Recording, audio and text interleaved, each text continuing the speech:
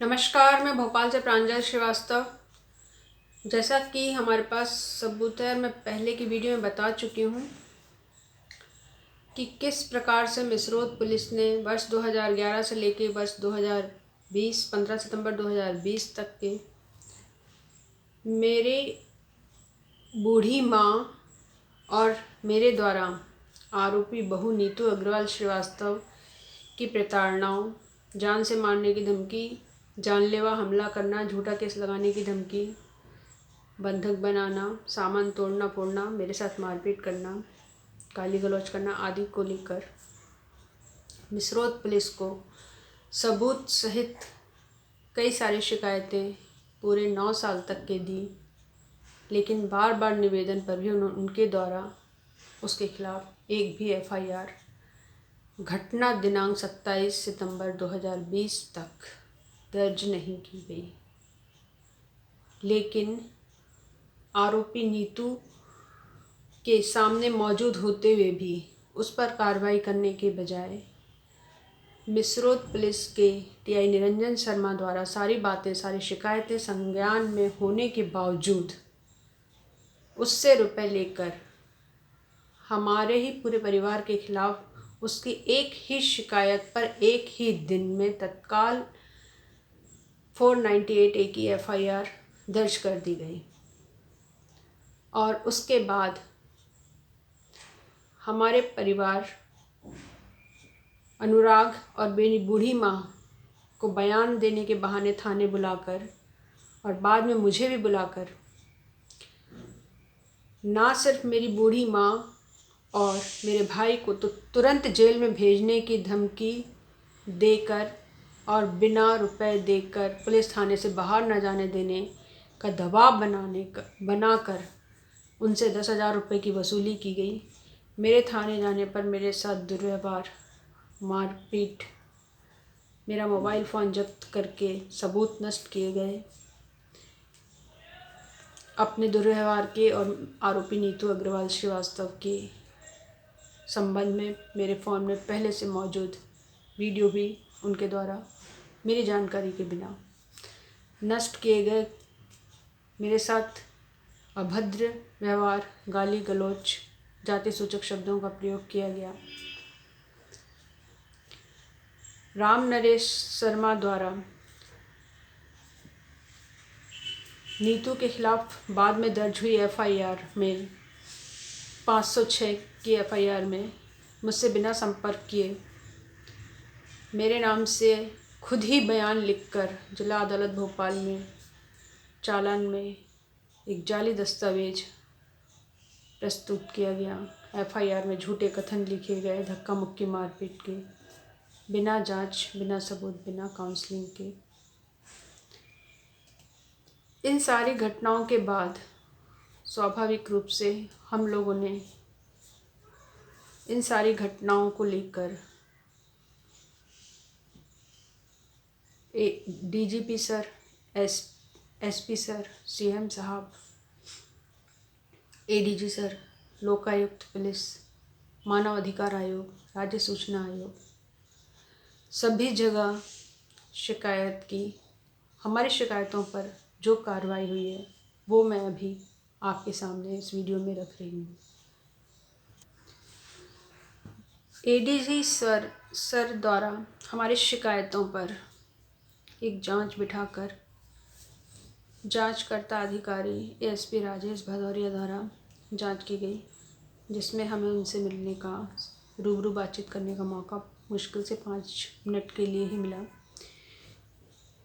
हमने अपनी शिकायतों के संबंध में अपने पक्ष में सारे सबूत, सारे दस्तावेज, ऑडियो वीडियो नीतू की प्रताड़नाओं के खिलाफ दिए और साथ ही अनुराग ने खुद तलाक का केस दर्ज करने के बावजूद नीतू के अकाउंट में लाखों रुपए जमा करने के बैंक स्टेटमेंट के दस्तावेज तक दिए।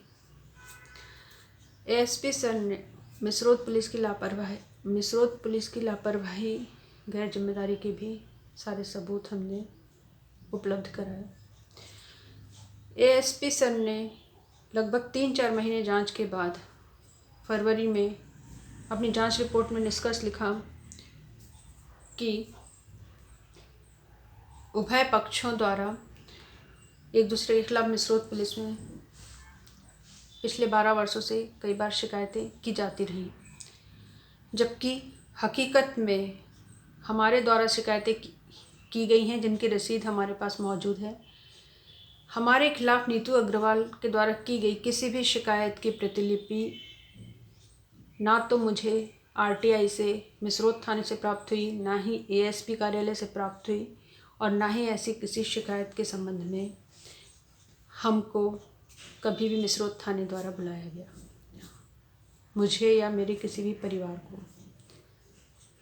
दूसरा कथन उन्होंने अपनी जांच रिपोर्ट में लिखा कि मिसरोद पुलिस ने साक्ष्यों के आधार पर एफआईआर दर्ज की, जबकि इस एफआईआर का चालान भी पेश किया जा चुका है, जिसमें पिछले 12 वर्षों के दौरान हमारे परिवार के द्वारा की गई किसी भी शारीरिक मानसिक प्रताड़ना का कोई भी ऑडियो वीडियो सबूत या दस्तावेज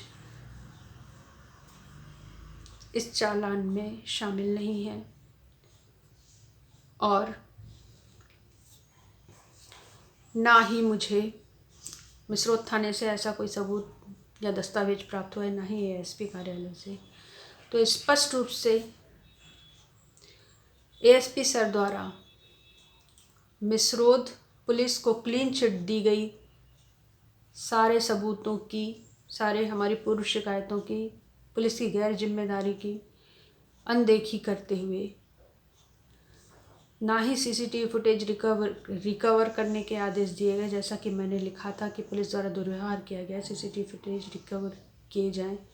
मिसरोद पुलिस के खिलाफ, मिसरोद पुलिस को बचाते हुए उनके खिलाफ ना तो कोई कार्रवाई की गई और ना ही एक शब्द भी लिखा गया है। और जो लिखा है ये दोनों ही कथन पूर्णतः बेसलेस, अप्रामाणिक और असत्य हैं, जिनके संबंध में एक भी सबूत मौजूद नहीं है। इसके बावजूद भी एएसपी राजेश सिंह भदौरिया ने एक झूठी जांच रिपोर्ट बनाकर अपने वरिष्ठ अधिकारियों को भेज दी। हमारे पक्ष में कई सारे सबूत होने के बावजूद भी ना तो एफआईआर से किसी का नाम हटाया, ना ही एफआईआर का खात्मा किया, कोई सबूत न होने पर भी। और ना ही वरिष्ठ अधिकारियों ने ये देखने की जहमत की कि जो भी कथन या जो भी जांच रिपोर्ट या जांच निष्कर्ष एएसपी सर द्वारा इस शिकायत के संबंध में किए गए हैं, लिखे गए हैं, उनके संबंध में हकीकत में कोई भी सबूत या कोई भी दस्तावेज मौजूद भी है या नहीं। तो इस प्रकार से यहाँ पुलिस पे ना तो कोई कार्रवाई की गई और ना ही एफआईआर का खात्मा किया गया, ना ही नीतू पर झूठे आरोप दर्ज करने के लिए कोई कार्रवाई की गई। इसके बाद कोरोना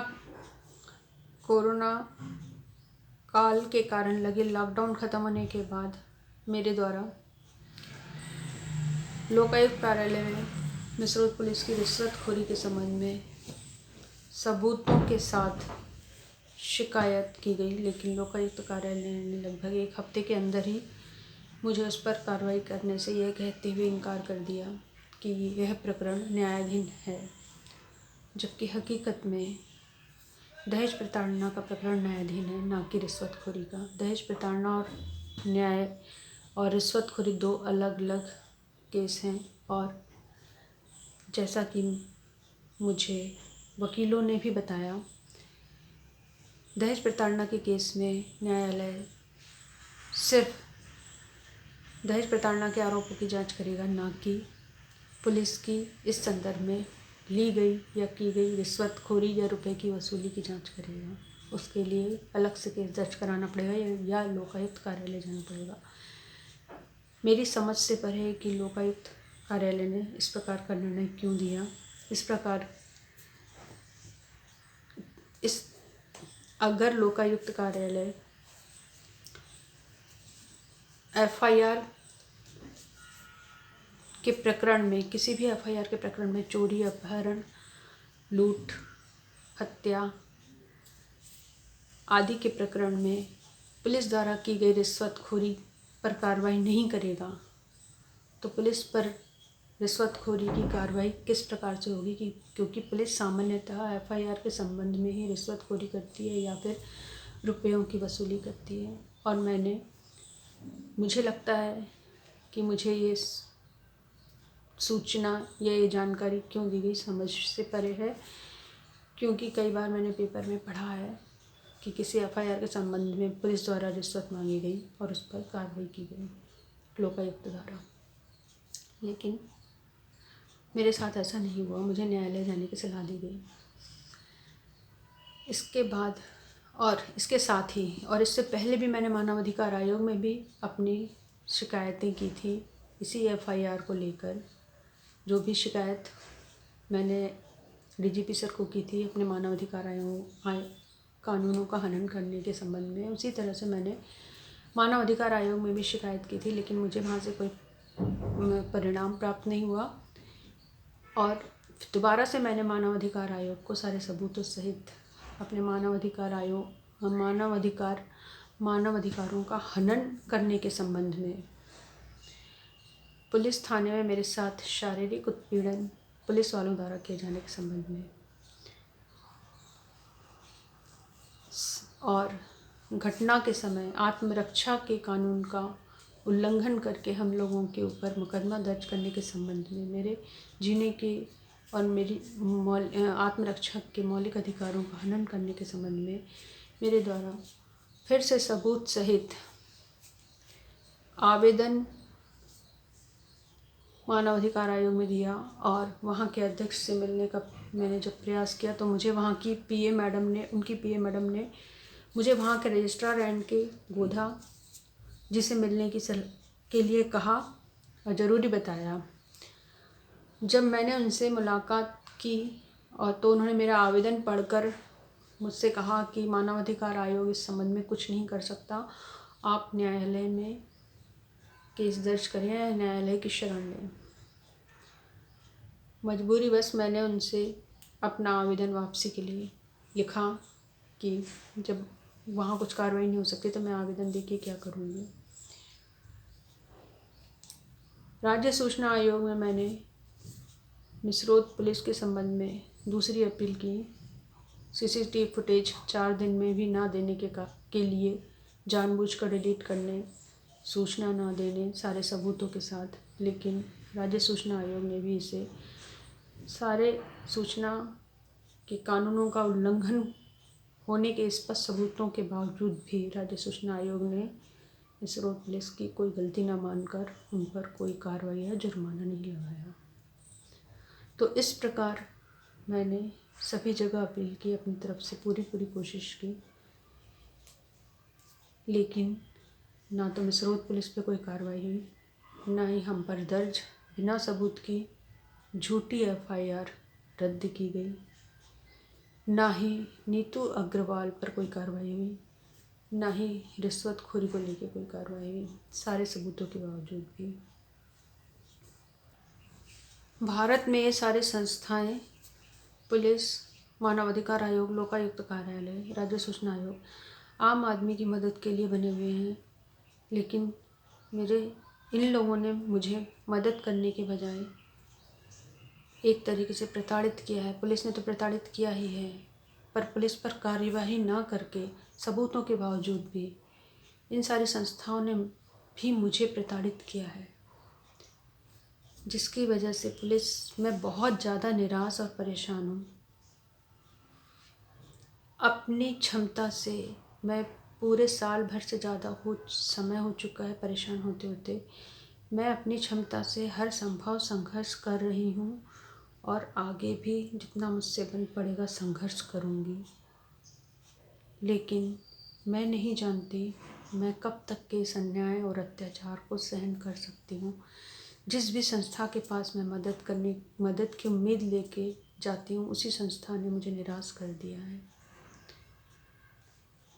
कहीं ऐसा ना हो कि मैं न्याय की उम्मीद में हार जाऊं और कोई आत्मघाती कदम उठा लूं, क्योंकि मेरे लिए ये सब सहन करना, इतना अन्याय अत्याचार सहन करना संभव नहीं है। मेरी सहन शक्ति की सीमा पार हो चुकी है। मैं आर्थिक रूप से भी सक्षम नहीं हूँ ज़्यादा। मैं बहुत ज़्यादा परेशान हूँ।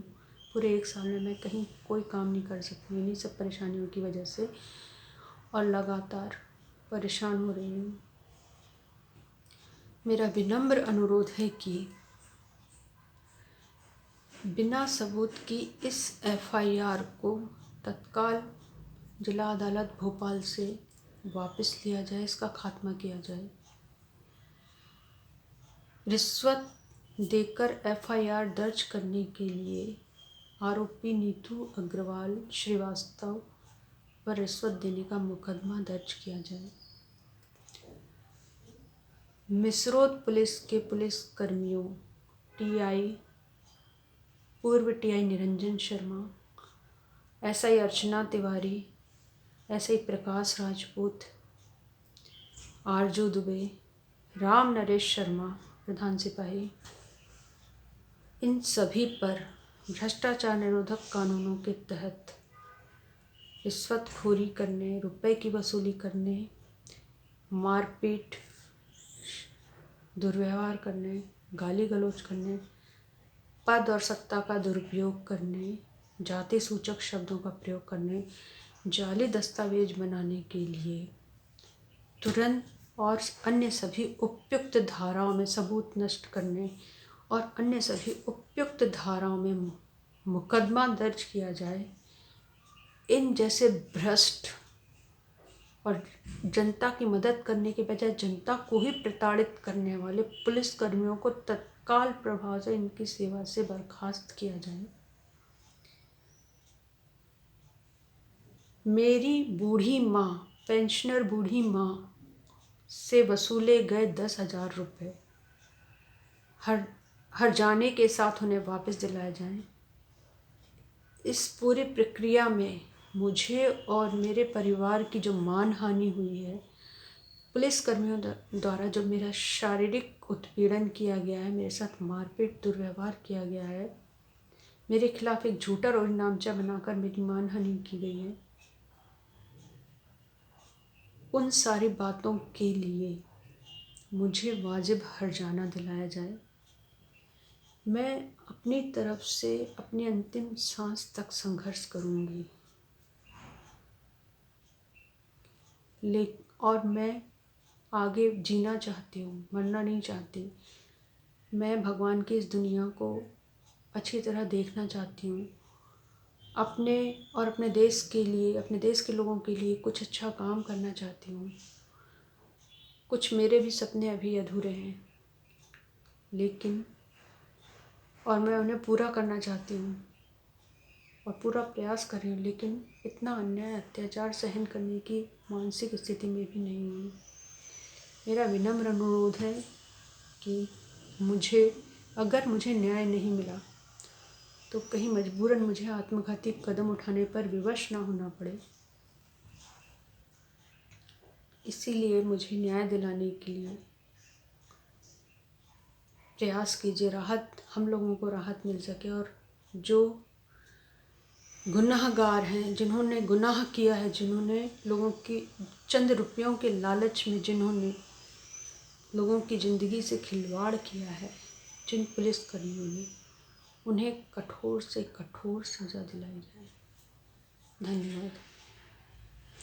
जो भी मैंने कहा है अपने वीडियोज़ में या अपने आवेदन में, जो भी लिखा है, उसमें लिखी हुई एक एक बात के संबंध में मेरे पास पुख्ता सबूत मौजूद है। इसलिए मेरा निवेदन है कि वैसे तो किसी जांच की ज़रूरत नहीं है, लेकिन क्योंकि जांच का परिणाम हम देख चुके हैं कि किस तरह से जांच होती है, लेकिन फिर भी अगर जांच कराई जाए, जांच करना आवश्यक है, तो सीबीआई जैसी किसी स्वतंत्र संस्था से जांच कराई जाए, जिससे सारी बातें साफ हो सकें, खुलकर सामने आ सकें, और जिसमें एक भी पुलिस वाला शामिल ना हो, क्योंकि पुलिस वाले अपने साथी पुलिस वालों को बचाने की हर संभव कोशिश करते हैं और बचा भी लेते हैं अक्सर। मेरी स्थिति को ध्यान में रखते हुए, मेरे परिवार के दुख का ध्यान रखते हुए विनम्र निवेदन है कि उचित कार्रवाई शीघ्र की जाए। धन्यवाद।